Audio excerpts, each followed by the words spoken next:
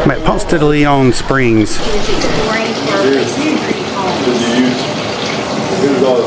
Search of Fountain of Youth. What if I told you the oldest city in the United States was founded in a quest for eternal youth? Welcome to St. Augustine, Florida, where legend, history, and myth collide. Join me as we uncover the truth behind Ponce de León's search for the Fountain of Youth and the founding of a city that has stood the test of time. Founded in 1565, St. Augustine is the oldest continuously occupied settlement of European and African American origin in the United States. 42 years before the English colonized Jamestown, and 55 years before the Pilgrims landed at Plymouth Rock, the Spanish established at St. Augustine this nation's first enduring settlement. St. Augustine isn't just a place, it's a journey through history.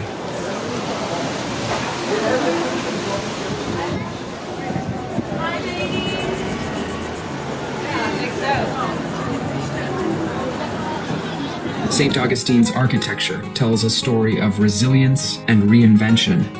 Walking through the city today feels like stepping back in time.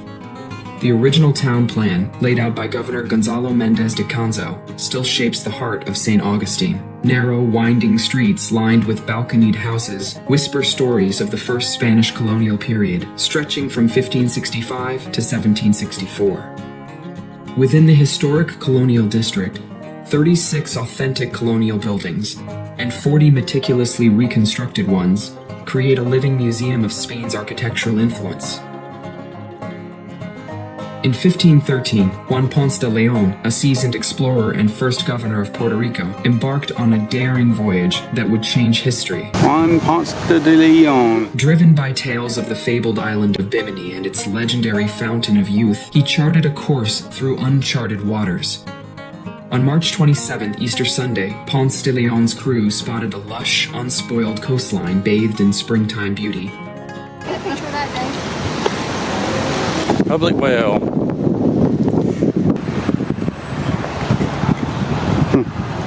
Public well was used from 1825 to the early 1880s. Struck by the land's vibrant flora, and in honor of the Easter season, Pascua, Florida, he christened it La Florida. But this wasn't just a discovery, it was a claim. Ponce de León seized the territory for the Spanish crown, envisioning it as part of a vast empire stretching north and west to cover much of the North American continent beyond New Spain's reach. This moment marked the beginning of Spain's deep and enduring influence in the New World, and the birth of Florida's storied past.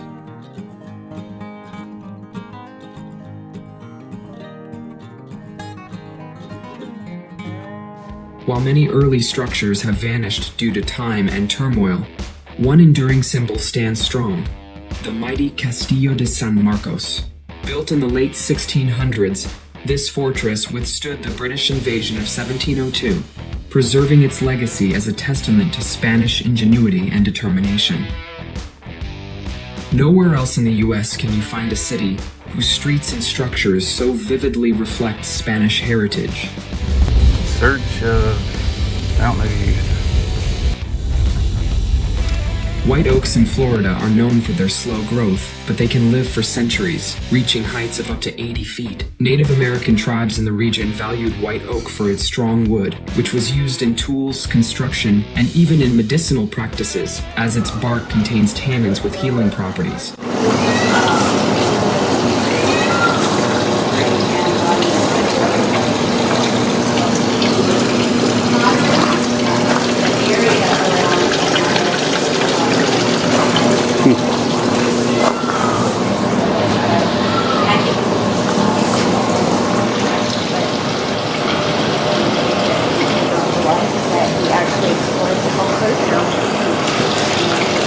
Here's the swimming with Ponce de León. Yeah. You look younger already, Scott. Definitely well watered. Here's the youth. Here's all the fountains. Is that by our house? Yeah. So he didn't go that far in. Yeah, but not by the water. Yeah, so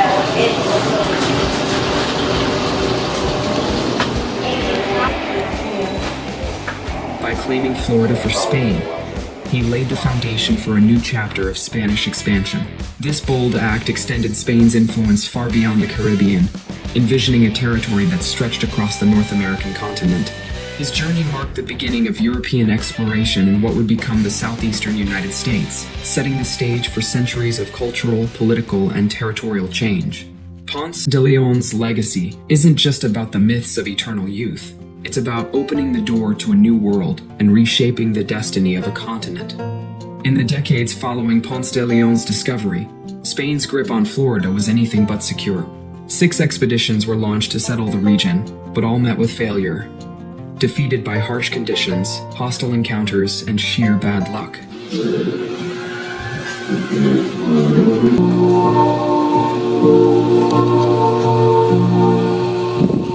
No weapons were found on this site, only pottery bits and beads, some of which are on display in our museum. Advanced era. The culture has advanced from scavenging and independent family units to organized farming, fishing, and military territorial domination, all occurring within a strictly structured social order.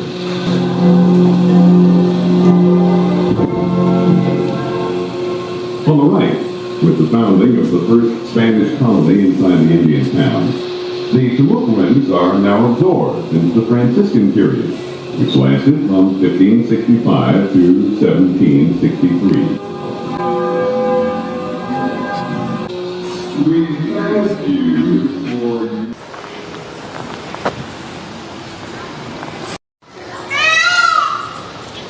Look, you guys should walk up to it.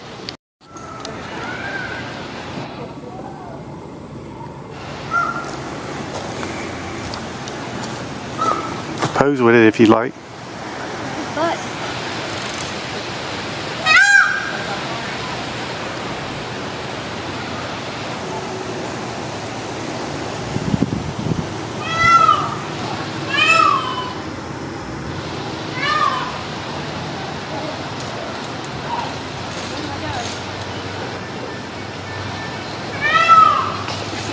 Yeah.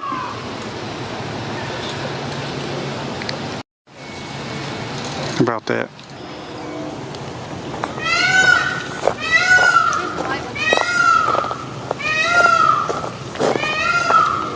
In 1564, a new challenge arose. French Huguenots established a colony near the mouth of the St. Johns River in what is now Jacksonville. This French foothold was no small threat. Positioned dangerously close to the Gulf Stream, it jeopardized Spain's vital treasure fleets, carrying gold and silver from the Americas back to Europe. Alarmed by this intrusion, King Philip II of Spain turned to his most trusted and battle-hardened admiral, Don Pedro Menendez de Aviles. As Menendez prepared for his expedition to Florida, the king gave him a clear and urgent order: eliminate the French threat and secure Florida for Spain. What followed would be a decisive and brutal chapter in the struggle for control over the New World. In 1565, Don Pedro Menendez de Aviles set sail for Florida, driven by both duty and a fierce determination to secure Spain's claim. Upon arriving, he wasted no time. On September 8th, Menendez founded St. Augustine, establishing it as Spain's strategic stronghold and the first permanent European settlement in what would become the United States. But his mission was far from over. With St. Augustine secured, Menendez turned his sights on the French fort, Fort Caroline, near modern-day Jacksonville. Used to it.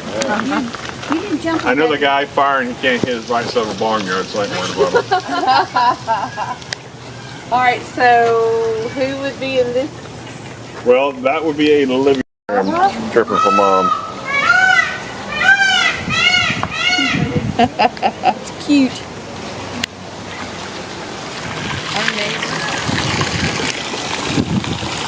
There we go, from Wheaton Island. Doing good by you. Huntington. Yeah, that's the land.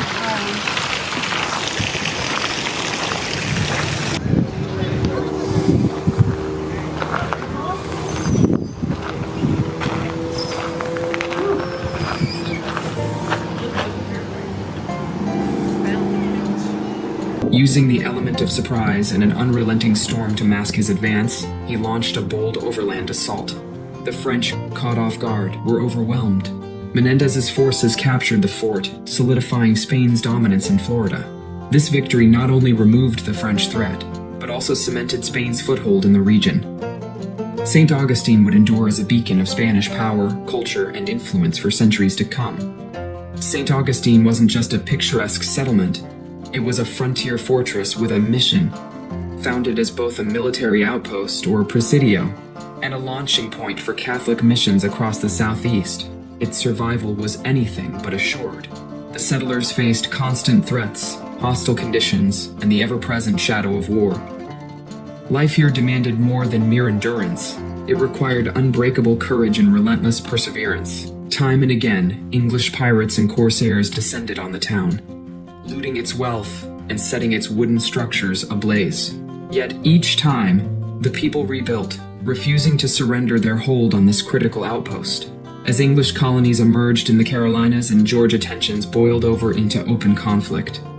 In response, Spain fortified its defenses, breaking ground on the formidable Castillo de San Marcos in 1672. Constructed from coquina, a shell stone that seemed to defy cannon fire, the fortress was a marvel of engineering and a symbol of resilience. Its ultimate test came in 1702, when British forces from the Carolinas laid siege to the town. For 2 harrowing months, the residents huddled inside the fort's walls, enduring bombardment and dwindling supplies. The Castillo held firm. Frustrated and defeated, the British troops burned what remained of the town and retreated, leaving behind a testament to Spanish tenacity, a fortress that had withstood the flames of war.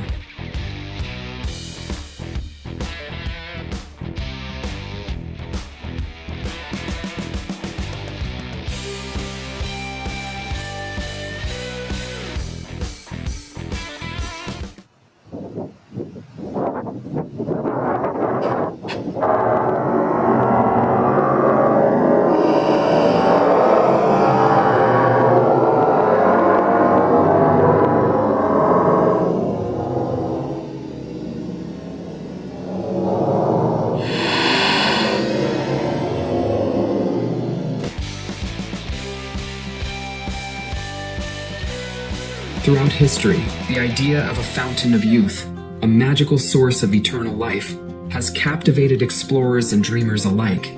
At the heart of this legend is Ponce de León, whose 1513 expedition to Florida is often linked to his quest for this mythical spring.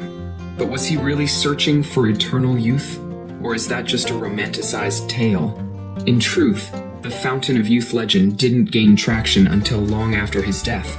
Some historians believe it was a later invention by writers eager to add mystique to his journey. Others suggest that Ponce de León's true motivations were more practical, expanding Spanish territory and securing resources. Still, the allure of such a fountain lingers in St. Augustine. Today, visitors flock to the Fountain of Youth Archaeological Park, where they can drink from a spring believed by some to be the legendary source. But is this water the real deal? Or just a clever nod to history? What's fascinating is how this myth has endured. It speaks to a deeper human desire for renewal, immortality, and discovery. Even if Ponce de León wasn't chasing eternal youth, his voyage symbolizes an eternal quest, the search for something greater, something that defies time itself. Beneath the lush grounds of the park lies a treasure trove of history that predates even Ponce de León's arrival. Excavations have revealed evidence of a thriving Timucua settlement known as Siloy, dating back over 1,000 years. When Ponce de León arrived, this area was home to the Timucua people, whose culture and way of life left an indelible mark on the region. Archaeologists have uncovered remnants of Timucua homes, pottery, and tools, offering insight into their sophisticated society. One of the most significant finds is the spring itself, which the Timucua likely used as a freshwater source. While it may not grant eternal youth, the spring has been vital to human habitation for centuries. Another fascinating discovery is the presence of Spanish colonial artifacts, including remnants of early European structures and tools. These finds suggest that St. Augustine's early settlers, including those led by Pedro Menendez de Avilas, may have occupied or interacted with this very site. Perhaps most intriguing is the evidence of cultural exchange between the Spaniards and the Timucua, reflecting both cooperation and conflict during the early years of Spanish colonization. The park stands not just as a monument to a legend, but as a living archaeological site that continues to reveal layers of Florida's deep and complex history. Born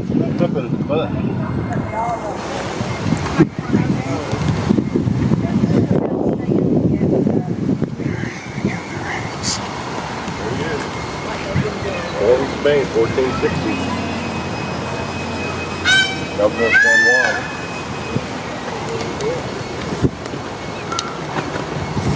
So when he came here, he got the hell out of here and went to Puerto Rico.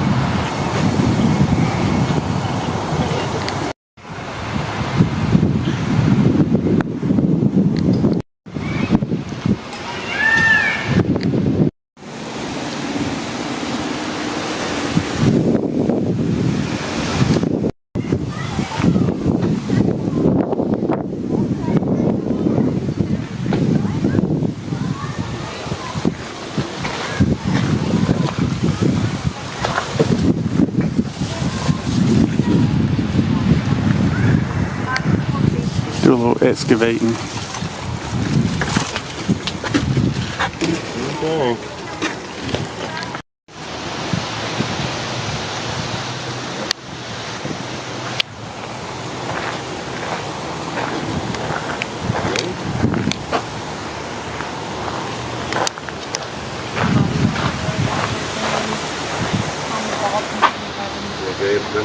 Okay. Yeah, it used to be. That's why they couldn't take the tree down all the way. There it is. They couldn't take the tree down all the way. Nope.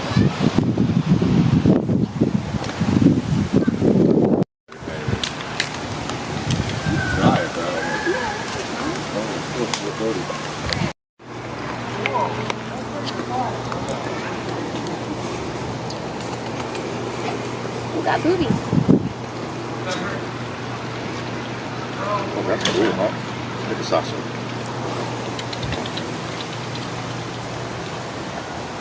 Oh, there's another one sitting back there. There's another squirrel right here.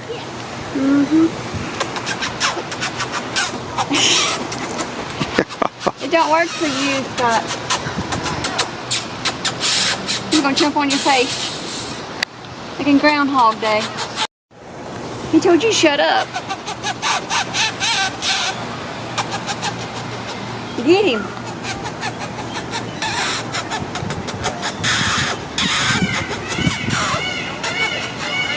This weathered artifact is a silent witness to the storied past of the Spring Garden Plantation's sugar mill, a relic of Florida's early industrial history. Built in the 1830s, the mill harnessed the power of water, making it the only water-powered sugar mill in the state. Ladies and gentlemen, children of all ages, we have found the original Fountain of Youth. It's not up in St. Augustine. It's not out by the inlet. It's here in De León Springs. The original Fountain of Youth. A sign at the Fountain of Youth reads, to attract tourists in the 1880s. Yeah, see here it is. It started up top there. Local business owners changed the name of this property from Spring Garden to Ponce de León Springs. We found it. The area was advertised in northern states as a winter resort with its own Fountain of Youth, pouring out millions of gallons of deliciously healthy water.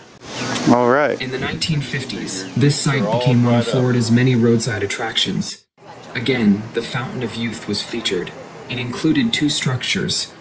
This wall is said to have been the location of a small fountain where visitors could drink the water.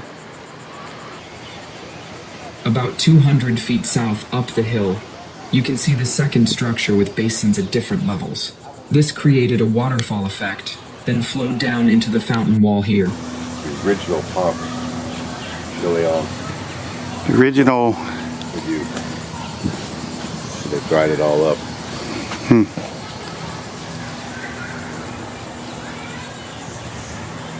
It's not kind of a big deal anymore. I guess not. No.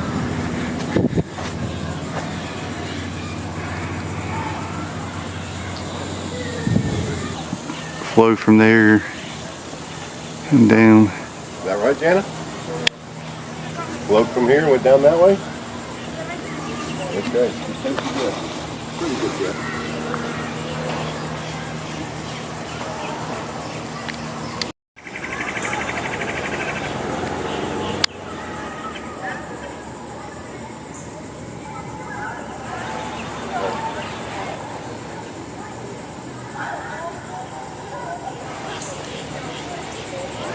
No problem. Whatever they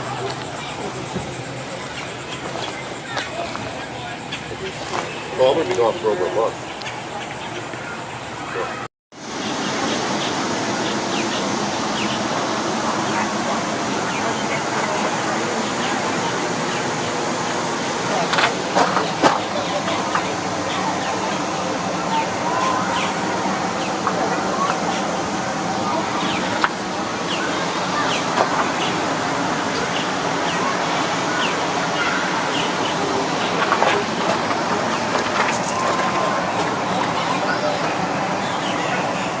This piece of the original wheel remains, offering a glimpse into a time when sugar and survival were intertwined with the waters of Spring Garden. Its massive wheel once drove machinery that crushed sugar cane to extract its sweet, valuable juice.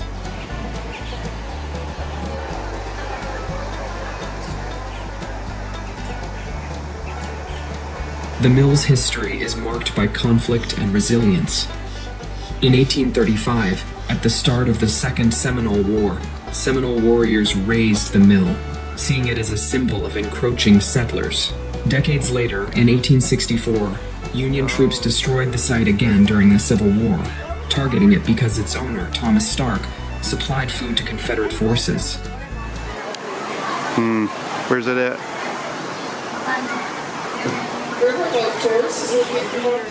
After the war, the mill stood abandoned, slowly succumbing to the elements, with insects and rot taking their toll. By the early 1900s, efforts to rebuild the site emerged, possibly driven by Florida's burgeoning tourism industry. The current wheel, installed in a 1998 restoration project, is a replica, non-operational but standing as a testament to the ingenuity and turmoil of those early days.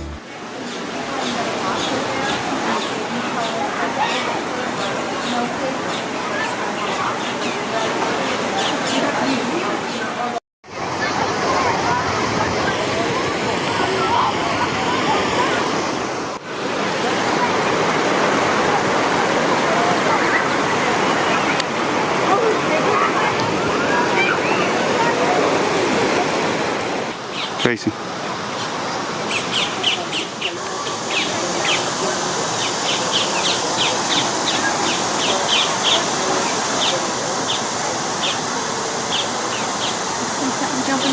Yeah, I see that.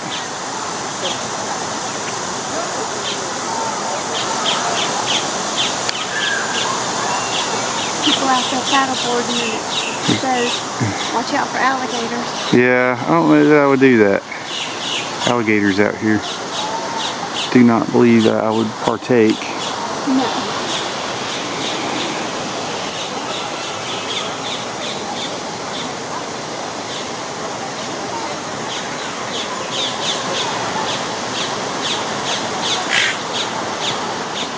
See a fish right there.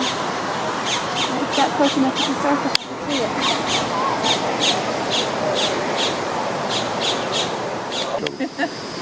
There you go. Yes, ma'am. Yes, ma'am.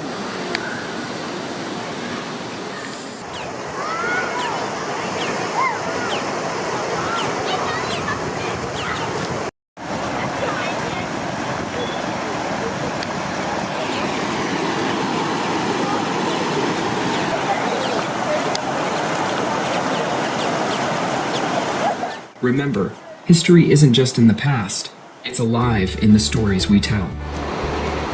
Here's some big white oaks. Thanks for going along with us here today. Subscribe so you don't miss our next adventure. See you next time on History Hamm.